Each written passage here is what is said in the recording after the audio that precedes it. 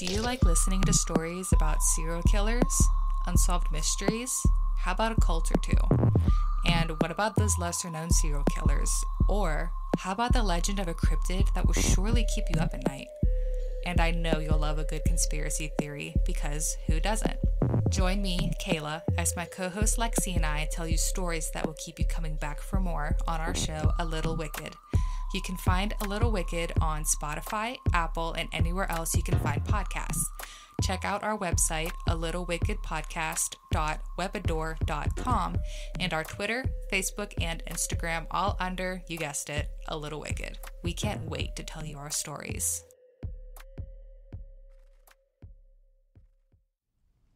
With cocaine, one snort, and it just owned my body and soul. Something in my system wanted that, and once cocaine was there, it was like the missing link. Click. Like when you turn on lights, it's on or off. There's no halfway. Cocaine was like my on switch. Stephen King. Some people understand that feeling of an on switch that Stephen King describes. It's a need, a compulsion, an overwhelming drive for some of us who dared to dance with the allure of a substance that could make us forget our pain, suffering, grief, and heartache. It's a dance with the devil that some of us sign willingly, knowing that the next big hit, the next big high, could be our last, but still doing it anyway. Still chasing that dream in hopes of leaving ourselves behind and losing oneself to the drift of a high. Some of us come away from the chase, realizing that at some point, something has to change. Something has to give, or we will lose our lives to following that high. Some of us are never able to stop. Never able to stop the pursuit of that demon that lures us in with promises of escaping the prisons of our lives. Join us for our upcoming series on the struggles of addiction, and where we explore our very human need to escape our lives and fall down into the spiral of drugs and alcoholism, even if that spiral may one day lead to our very own demise at the hands of a compulsion we cannot control. If you or a loved one has been struggling with addiction or has in the past and would like to share your story, please feel free to reach out to me via social media or through email at juryroompodcast@gmail.com. Welcome to Addicted, a Jury Room production, coming soon to wherever you listen to this podcast. I'm Edward October, creator-host of OctoberPod, and we're both listening to Calls of Death on the Darkcast Network.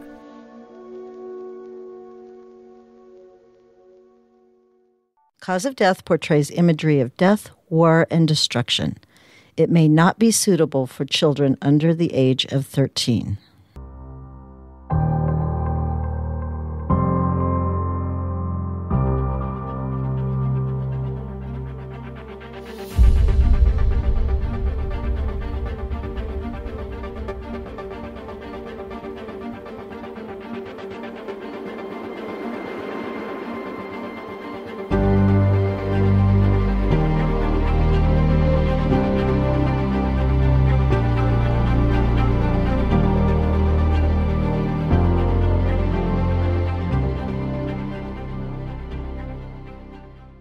Hello, and welcome to Cause of Death. I'm your host, Jackie Moranti. Before we get started, I'd like to announce that Cause of Death now has a website.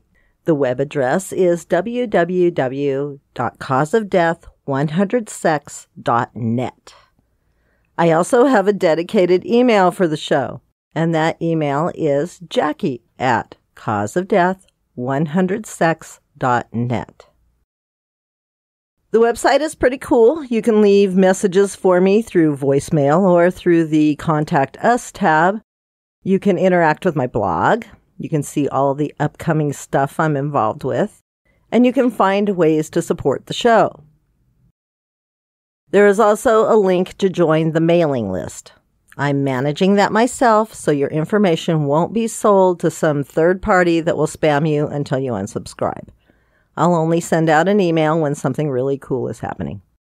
So go take a look at that. Right now, if you go to the website and leave a review, I'll send stickers and some other goodies. Just make sure that you leave your mailing address in the Contact Us tab. No one sees that information but me, and I promise I'll only use it to send you goodies. Of course, please share these episodes with all your friends. I want to thank Steph from Sinister Story Hour, Pop Etymology, CJ from Beyond the Rainbow, and Anne from Missing VA for leaving amazing reviews. Thank you so much. I also want to thank Claire Taylor for being a Patreon. It means so much that you're supporting this effort, Claire. Thank you, Leslie, for being the first person to sign up to my mailing list. Now I actually have to do a mailing list, but it'll be fun. I also have to thank Eric Carter-Lundeen of True Consequences podcast for all of the things he does for Cause of Death. From mentoring to encouragement to allowing me to use his beautiful studio, Eric is always there for me when I need him. Okay, so we're going to begin the season of the Moldy Oldies with leprosy. This is an ancient disease and really well worth talking about. We'll begin, of course, with etiology and pathology. Leprosy is caused by the gram-positive, rod-shaped, acid-fast bacterium Mycobacterium leprae. It is an obligate intracellular pathogen, so it can survive and grow for long periods using phagocytes as its host. M. leprae is a very slow grower with a doubling time around 12 days. The slow growth pattern helps it to evade antimicrobial mechanisms in the body. The genome of M. leprae is highly degraded, but it has retained complete enzyme systems for the synthesis of all purines, pyrimidines, nucleosides, and most amino acids, vitamins, and cofactors. The glucose metabolism of M. leprae seems to be intact, other than the pyruvate metabolism of acetyl-CoA. Most anabolic and several catabolic pathways in lipid metabolism also remain intact. However, the redundancy of many of these pathways has been eliminated, and many important catabolic pathways are impaired. For example, the aerobic respiratory chain is truncated, and anaerobic respiration is defective. The lack of reliable genome alone makes it impossible to cultivate the disease on artificial medium, which has hindered research into the disease. Therefore, most research in M. leprae has been done on the footpads of nude mice and on armadillos. Leprosy has been researched extensively, but our understanding of the disease remains limited. Studies have been done on T-cell involvement and, more recently, genetic factors and innate immune response. A few reports have been submitted on the role of B cells in active leprosy lesions. Comparisons with tuberculosis, which is closely related to leprosy, suggest that there is B cell involvement in the regulation of granulomas, cytokine production, T cell response, and antigen presentation. However, studies are ongoing and nothing is certain. Leprosy is a chronic infectious disease that can affect the skin, mucous membranes, eyes, and some of the peripheral nerves, primarily nerves of the hands, feet, eyes, and some nerves in the skin. If the disease is left untreated, loss of sensation, muscle paralysis of the hands and feet, disfigurement, and blindness may occur. There are two major types of leprosy, tuberculoid and lepromatous. Tuberculoid leprosy is characterized by a few flat or slightly raised skin lesions of various sizes that are pale or slightly red, dry, hairless, and numb to the touch. Lepromatous leprosy is the disease that we all picture in our minds when we think of leprosy. It is hallmarked by diffuse involvement of the skin, thickening of many of the peripheral nerves, and involvement of other organs such as eyes, nose, testicles, and bone. There are other intermediate subtypes of the disease. These are classified as borderline leprosy, and the symptoms range between those of the two major types of the disease. Transmission of the disease is not fully understood. Most likely, it's spread through respiratory droplets, since large numbers of bacteria can be found in the noses and mouths of untreated patients. It grows only in living hosts and is thought to be a mostly human disease, though it is known to be carried by some species of wild armadillos. It seems like I say this in every episode, but it's better to just leave the wildlife alone. Don't kiss the armadillos. About 95% of the human population has a natural immunity to the disease and won't get it even if they are exposed. In more than half of new cases reported, patients have not been able to identify any known contact with a known leprosy patient. There are about 7,000 cases of leprosy in the U.S., with about 150 to 200 new cases reported every year. About 85% of these cases are people who have immigrated from other countries. Native Americans appear to have a natural immunity to the disease. Worldwide, there are about 700,000 new cases reported each year, and there are an estimated 2 to 3 million people who have residual deformities and disabilities from the disease. India, Brazil, Indonesia, Bangladesh, Myanmar, Nigeria, and Mozambique are a few of the countries with the largest number of cases. The good news is that leprosy is very treatable and curable. People with the disease are no longer isolated. They can take their medication and go on and live their lives. The gold standard drugs used to treat leprosy are dapsone, rifampin, and clofazimine, and treatment time lasts about 6 months. There has been some question as to whether the bacterium has become resistant to dapsone, so treatment offerings could, in the future, be limited to rifampin and clofazimine. Cocktails using dapsone and either rifampin or clofazimine, or dapsone and both, are being used to cure leprosy presently.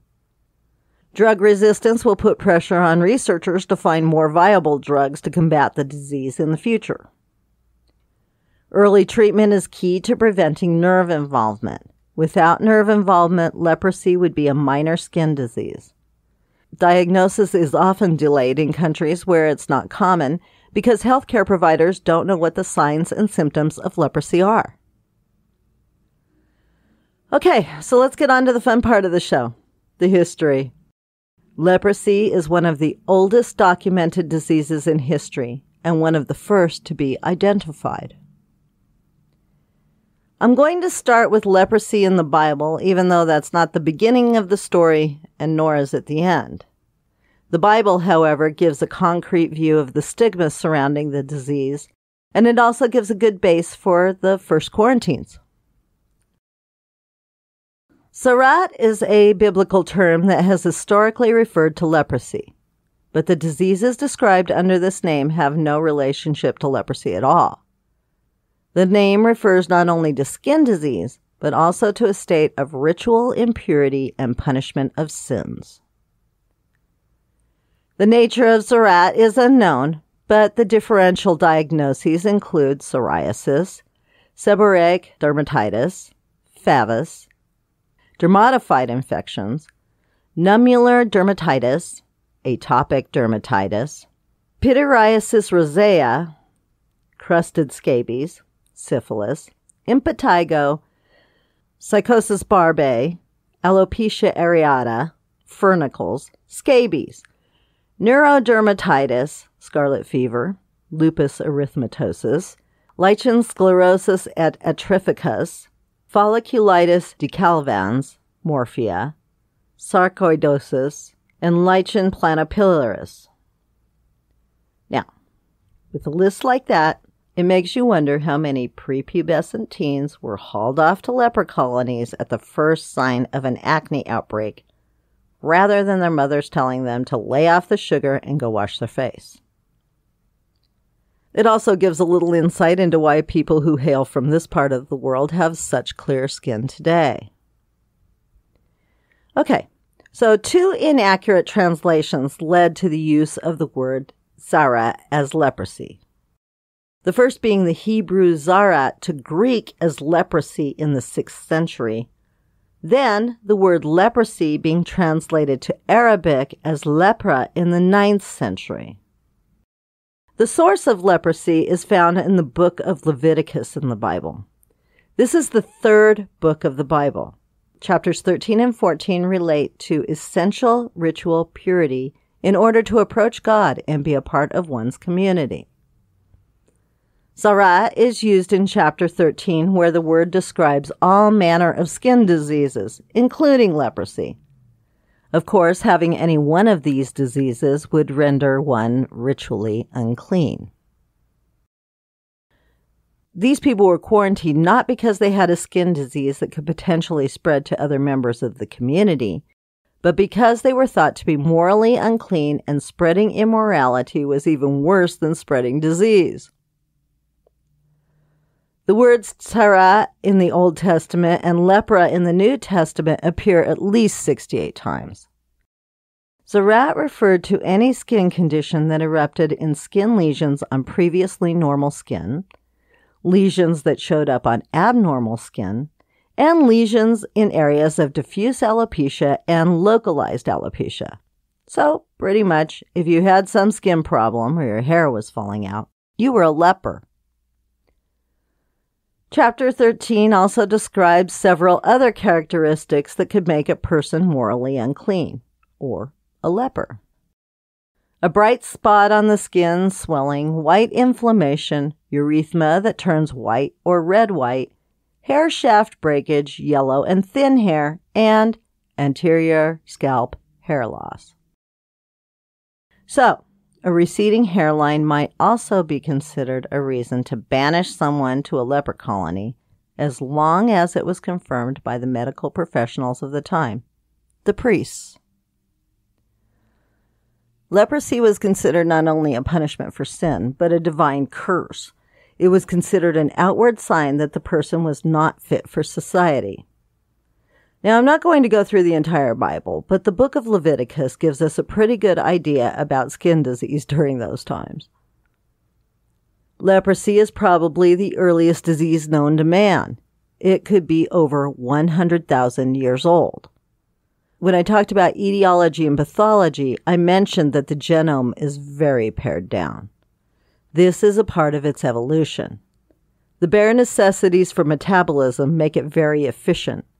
It doesn't infect many people, and it doesn't kill its host. It only infects sufficient numbers to ensure its own survival. We can follow the transmission pattern along slave and trade routes with origins in Africa. First to India, then between Africa and the Middle East and into Europe, then from Europe into the Americas. References to leprosy were reported in many ancient manuscripts from India, China, and Africa. The term kushta was used to describe any skin disease. Now the term only refers to leprosy. The term is found in the Manu Smriti, which is thought to have been written anywhere between 1300 and 500 BC. The term is also found in the Vedas, which is thought to have been written around 1400 BC.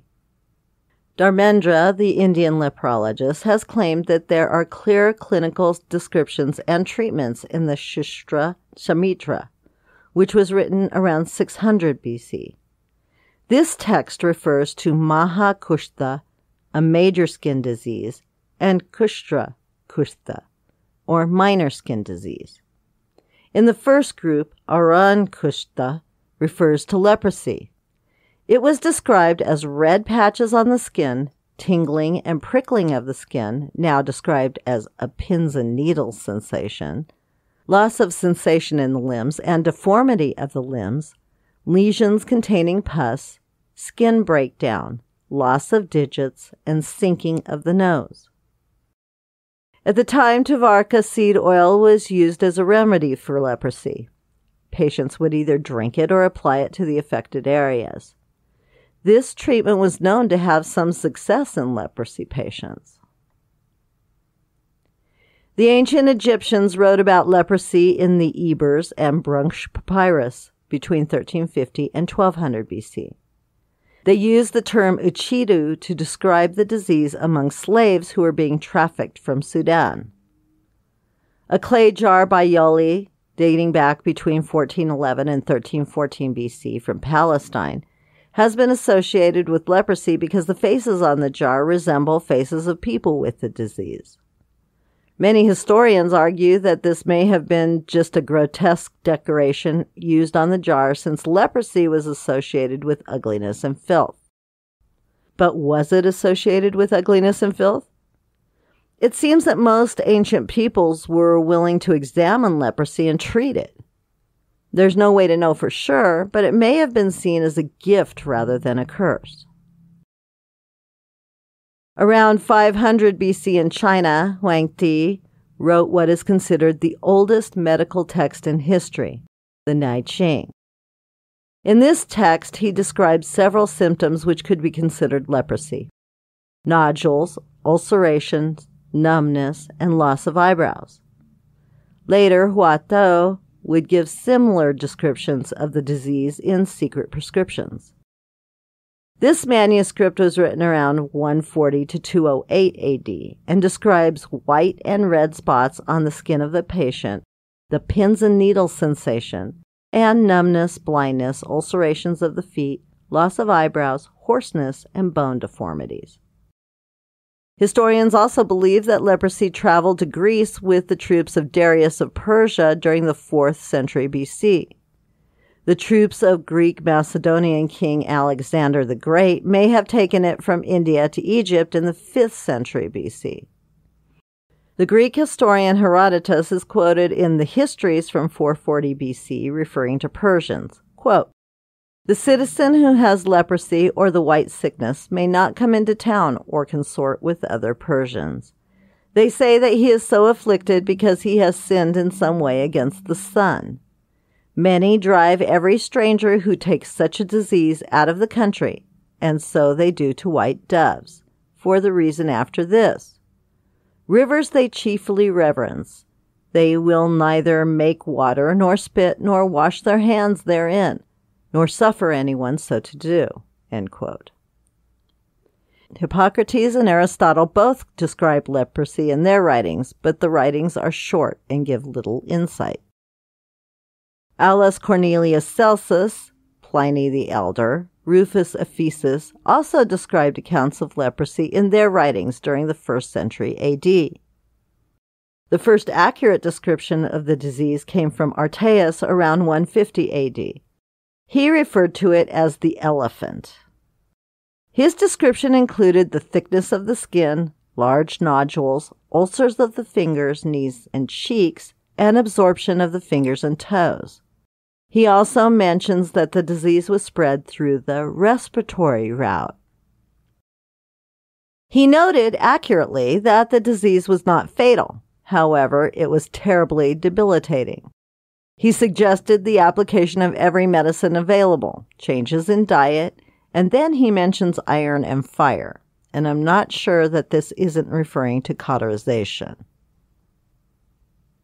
A few of his remedies sound more like witch's brew than medicine.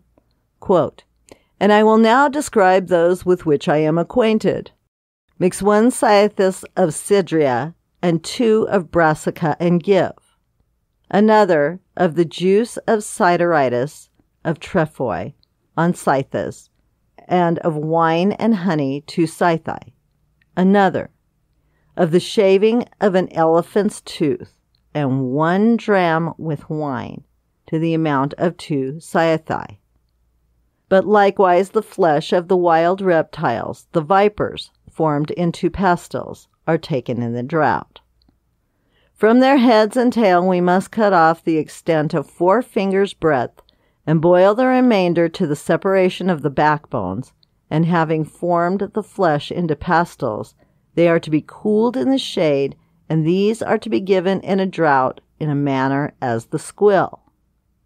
The vipers, too, are to be used as a seasoner for food at supper, and are to be prepared as fishes. But if the compound medicine from vipers be at hand, It is to be drunk in preference to all others, for it contains together the virtues of all the others, so to cleanse the body and smooth down its asperities." End quote. Greek physician Galen also suggested the use of black viper meat as a cure for leprosy. Leprosy spread into Europe during the Roman conquest and the Crusades between 1000 and 1400 AD. It is surmised that Constantine I the Great had a minor form of the disease that affected his skin only. Oribasios of Pergamum wrote an overview of the disease in one of his manuscripts. He referred to the less severe form as leprosy, meaning scaly skin, and the more severe form as elephantiasis. During this time, lepers were considered a disgrace. They were treated inhumanely, disregarded by society, and were sent to leper colonies far away from the cities so they couldn't spread the disease.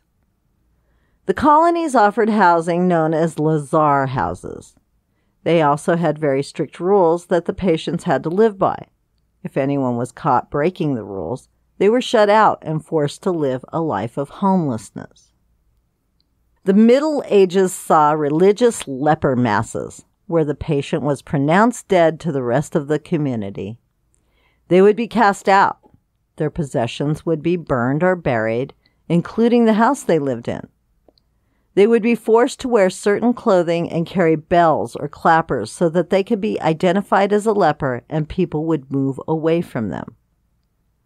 During the 14th and 15th centuries, the disease began to decline in Europe. This was partly due to the improvements in the standard of living, but we must take into account that there were quite a few other diseases that killed people during that period. Historians believe that leprosy was brought to the New World by the first explorers and continued to be brought in with slaves from West Africa. Leper colonies began to spring up in the U.S. during the first settlement, and they remained in existence through the 20th century.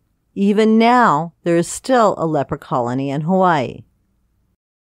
The disease peaked in Norway in the mid-1800s. Approximately 3,000 cases were reported, and Dr. Daniel Danielson and Dr. Carl Beck had done extensive research on the disease during that period. In 1847, they published a book entitled On Leprosy, which clearly distinguished leprosy from other diseases that affected the skin, such as syphilis, psoriasis, and scurvy. The book also included illustrations of the two main forms of true leprosy. In 1873, Dr. Danielson's son-in-law, Dr. Gerard Armour Hansen, became the first to identify Mycobacterium leprae as the causative agent of leprosy. He had been examining a nasal biopsy specimen under a microscope when he noticed the rod-shaped bacilli. This was the first bacteria to be identified as a human pathogen. Between 1890 and 1892, an expose was published in the Daily Picayune newspaper in New Orleans, Louisiana. These articles centered on people with leprosy living in New Orleans at the time. The public in turn demanded that pest houses be created far away from New Orleans so that these patients could be moved out of sight. There was no reason to give the fair citizens of New Orleans the vapors over such a thing. In 1892, Act 85, Louisiana State Legislature was created so that persons diagnosed with leprosy would be moved to some select location. Well, that was great, but they needed to find a select location. So, 2 years later, in 1894, the state legislature created a board to run the future Louisiana Lepers Hospital. Dr. Isidore Dyer was appointed the first president of the board. Okay, so then they had a president and a name for the hospital, but they still needed a select location. In November of that year, the first 7 leprosy patients were transported by river barge from New Orleans to a deserted Indian camp plantation. The property had been leased for 5 years in anticipation of finding a permanent location closer to New Orleans. Let's just say right now that never happened. In April of 1896, 4 Catholic Daughters of Charity of St. Vincent de Paul from Emmitsburg, Maryland, traveled to what was now known as the Louisiana Leper Home to care for patients under the guidance of Sister Superior Beatrice Hart. And they stayed. The home was supposed to be moved closer to New Orleans in 1905, but the good citizens of New Orleans again protested, and the state of Louisiana just said, well, fine, and purchased the Indian Camp property in December of that year. From 1906 through 1916, improvements were made to the property, including covered walkways that linked patient dorms to the dining room and the infirmary. Since Louisiana has so many towns with island in their name, the Leper Hospital and the surrounding communities were renamed Carville in 1909. They were named after Lewis Carville, the local postmaster. This change was overseen by the U.S. Postmaster General in order to clear up any confusion in mail delivery. John Early, a patient at the Louisiana Leper Home, escaped in 1916. He planned his escape so that he could testify before the U.S. Congress in Washington, D.C. He wanted to bring awareness to the need for a United States hospital for leprosy. On February 3, 1917, Senate Bill No. 4086 established a national leprosarium in Carville, Louisiana. This was to be a separate unit from the Louisiana Lepers Home. World War I would delay the selection of a site for the hospital, though. In 1920, the problem was solved when the state of Louisiana sold the Leper Home to the United States federal government for $35,000. The following year, the home was renamed United States Marine Hospital No. 66, the National Leprosarium of the United States, and control of the hospital was then given to the United States Public Health Service. In 1931, Stanley Stein printed the first issue of an in-house patient newsletter that he called 66 Star. This newsletter would later be renamed The Star, and its mission was to, quote, spread the light of truth on Hansen's disease, end quote. The newsletter advocated for the name to be changed from leprosy to Hansen's disease, to mitigate stigma and honor the doctor who first saw the bacterium under a microscope back in 1873. And the name would stick. And now leprosy is known as Hansen's disease, and nobody's the wiser for it. In 1933, Sister Hilary Ross and Dr. George Fite built a laboratory on site dedicated to testing experimental drugs for Hansen's disease. A new infirmary was also completed that year after several veterans lobbied the federal government for improvements to the hospital. From 1940 to 1941, the hospital got a complete overhaul. 450 rooms were built so that patients no longer had to share space. A new recreation building was added, and separate living quarters were built for the Daughters of Charity. Dr. Guy Henry Faget began working on cures for Hansen's disease between 1940 and 1947. His work showed great promise for sulfone therapy, including Promen, Dapsone, and Promazole. Promen was labeled the miracle of Carville, and this marked the first real hope that there would be a cure for the disease. I'm going to break up my timeline a bit. I really need to talk about the stigma of Hansen's disease during the 19th and 20th centuries. Patients with leprosy were stripped of all rights. They were not allowed to drive. They couldn't leave the colony. They were not allowed to vote or get married unless one partner was sterilized before the marriage took place. They weren't allowed to see their families or travel. They couldn't own land. It was mandatory that anyone diagnosed with leprosy be removed to a colony. They didn't have a choice. They were throwaway people. Worse, they weren't even considered people. It didn't matter what color their skin was. They were cast out of society lock, stock, and barrel. In 1946, the state of Louisiana restored the voting rights of patients with Hansen's disease. It was a baby step toward acceptance. Betty Martin's autobiography, Miracle at Carville, became a New York Times bestseller in 1950. She had been a patient at Carville from the age of 19. The book recounted her life as a patient and what it was like to be cured by sulfone treatment in the 1940s. During the 1950s, the hospital established departments for rehabilitation, training, and education.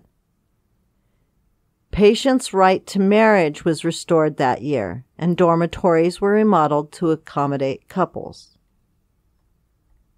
In 1966, Doctors Paul and Margaret Brand relocated to Carville from India. Paul Brand began the first rehabilitation research program at the hospital, and Dr. Margaret Brand became the world's foremost expert on leprosy of the eye. During the 1970s, patient admissions into Carville became voluntary. Hansen's disease was stripped of the stigma that had surrounded it for centuries.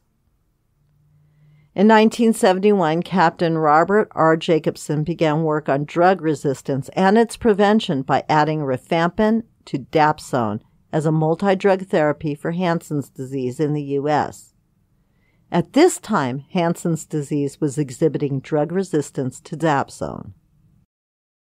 That same year, Dr. W.F. Kirchheimer developed the armadillo model for research of Hansen's disease. In 1981, Hansen's disease became an outpatient diagnosis, and outpatient clinics opened up all over the U.S. In 1982, the Health Resources and Services Administration assumed federal responsibility for the management and operation of the Hansen's disease facility at Carville. In 1986, the facility was renamed the Gillis W. Long Hansen's Disease Center. Gillis Long was the U.S. congressman who lobbied to keep Carville open for patients when other facilities had closed. From 1991 to 1993, the National Hansen's Disease Programs collaborated with the Bureau of Prisons to create a minimum security unit for inmates at the Hansen's facility in Carville. An aging population of Hansen's disease patients chose to remain on site. 1992 saw the center's laboratory research branch move to the Louisiana State University School of Veterinary Medicine in Baton Rouge. The 100-year anniversary of the first patient's arrival at Carville was celebrated in 1994. In 1998, Congress passed a bill to relocate the hospital to Baton Rouge, Louisiana. Patients who chose to remain on site at Carville were given a choice of a lifetime medical stipend, remaining on site as an ambulatory care patient, or relocating with the hospital to Baton Rouge. The state of Louisiana resumed the title of the Indian Camp Plantation and started a program for at-risk youths supervised by the Louisiana National Guard. In 2005, the Daughters of Charity ended their mission to care for patients at Carville. In 2011, it was found that wild armadillos carried the same strain of Mycobacterium leprae as many patients who were infected with the disease in the southern U.S. In 2013, the armadillo became the official model for studying nerve damage caused by Hansen's disease. Also in 2013, a second strain of M. leprae was found to be shared by armadillos and patients in the southeastern United States. In 2017, molecular diagnostic tests to detect M. leprae were implemented as a standard of care. 2018 saw strides in vaccine research for Hansen's disease. Today, approximately 3 million people around the world suffer from physical disabilities associated with untreated Hansen's disease. Most of them live in developing or underdeveloped countries where drugs aren't readily available. About 25% of patients diagnosed will suffer this fate.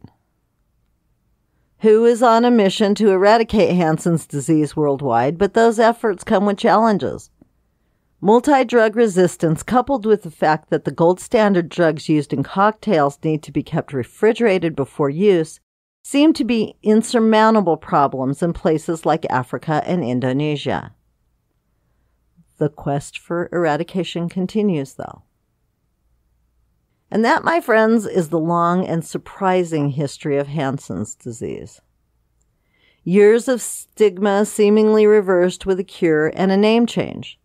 Sometimes that's all it takes. People still cringe when they hear the word leprosy, but very few know what Hansen's disease is. Wouldn't it be nice if we could change other stigmas with a simple name change? Okay, I could go on with several other stories about leprosy throughout the ages, but I think this was the most important one to illustrate. I'll see you in 2 weeks when I talk about typhoid fever and the most famous criminal associated with disease, Typhoid Mary.